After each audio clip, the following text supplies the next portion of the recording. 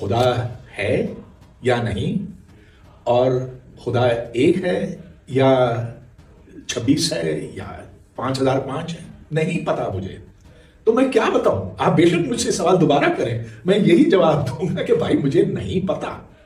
میں کیسے جان سکتا ہوں؟ میرے پاس کوئی تجرباتی ثبوت نہیں ہے. جب تک وہ نہیں ہوگا تو آپ ٹھیک ہے مجھے سولی پہ چڑھا دیں، لیکن میں نہیں مان سکتا جب تک آپ میرے سامنے وہ منہ بولتا ثبوت نہیں رکھیں. یہ پاکستان کے ایک نامور فزسسٹ ڈاکٹر پرویز ہود بوائے ہے. انہوں نے ایک سوال اٹھایا ہے. انہوں نے کہا خدا ہے یا نہیں، میرے پاس کوئی تجرباتی ثبوت نہیں، میرے پاس کوئی ایکسپیریمنٹل پروف نہیں ہے، اور جب تک آپ میرے پاس کوئی ایکسپیریمنٹل پروف، کوئی منہ بولتا ثبوت نہیں رکھیں گے میں نہیں مان سکتا.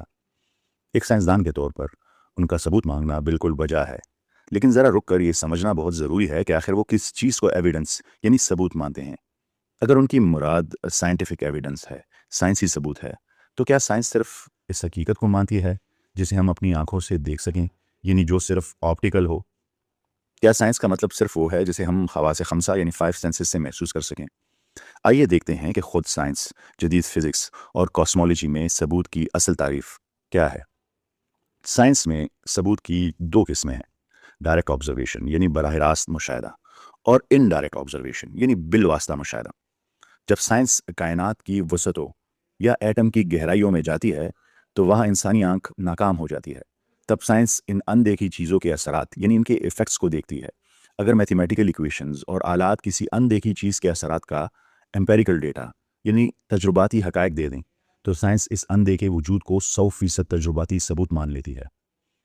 اس کی مثال لیں، ہماری پوری کائنات کا 95% حصہ ڈارک میٹر اور ڈارک انرجی پر مشتمل ہے. پارٹیکل فزکس میں مادے کی بنیاد کوارکس پر ہے.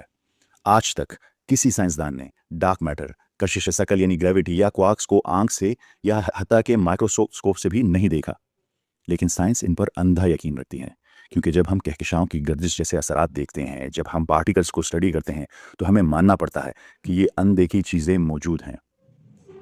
دنیا کے عظیم فلاسفرز اور سائنسدان بھی اسی نتیجے پر پہنچے ہیں.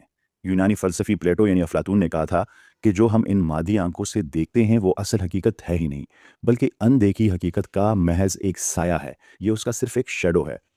اور کوانٹم فزکس کے بانی، نوبل یا انعام یافتہ سائنسدان میکس پلانک نے اس پر سائنسی مہر ثابت کرتے ہوئے کہا، میں نے پوری زندگی مادے یعنی میٹر کی تحقیق کی، اور میرا حتمی نتیجہ یہ ہے کہ اس نظر آنے والی دنیا کے پیچھے ایک باشعور اور اندیکھی طاقت ہے، انسین یعنی غیب کی کانشیس مائنڈ موجود ہے، اور وہی اصل حقیقت ہے.